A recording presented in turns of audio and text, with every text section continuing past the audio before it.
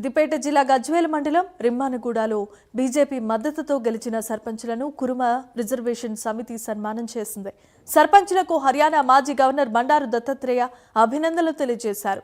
జాతీయవాదం తెలంగాణలో గ్రామానికి వెళ్తుందని అన్నారు. రైతు వేరు కాదు, రైతు కూలీ వేరు కాదు, ఒకటే కుటుంబం అని అన్నారు బండారు దత్తాత్రేయ.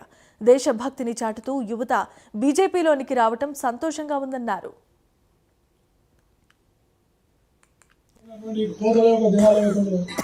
వారికి అందులో మినహాయింపించిందని కూడా మీకు తెలియజేస్తున్నాం. దాంతోపాటు ముఖ్యంగా ఇంతకుముందు పనిచేసినప్పుడు ఆ పనిలో ఎవరైతే పనిచేస్తారో వాళ్ళకు నేరుగా డబ్బులు కావాలంటే 10 చోట్ల తిరగాలి. అలా 10% కమిషన్ 20% కమిషన్ పోతుంది. కానీ ఇప్పుడు నేరుగా వాళ్ళ అకౌంట్లో డబ్బులు పడతాయని నేను మీకు సభ మధ్యలో జనాలు అవినీతికి తావులేదు, అక్రమాలకు తావులేదు. ఏ గ్రామంలో అయితే పనులు చేపడతారో ఆ పనులు కూడా ఆ గ్రామ సభలో నిర్ణయిస్తారని నేను మీకు సభ కాబట్టి గ్రామ సభలే చాలా ముఖ్యం.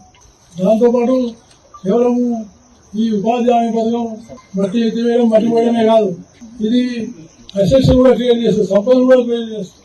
కాబట్టి దీన్ని మీరు చాలా క్షుణ్ణంగా వెళ్ళి సరైన విధంగా రైతులకు రైతు కూలీలు ఇద్దరు కూడా ఒకే కుటుంబం అని చెప్పాల్సినటువంటి పార్టీ మన జాతీయ పార్టీ మీకు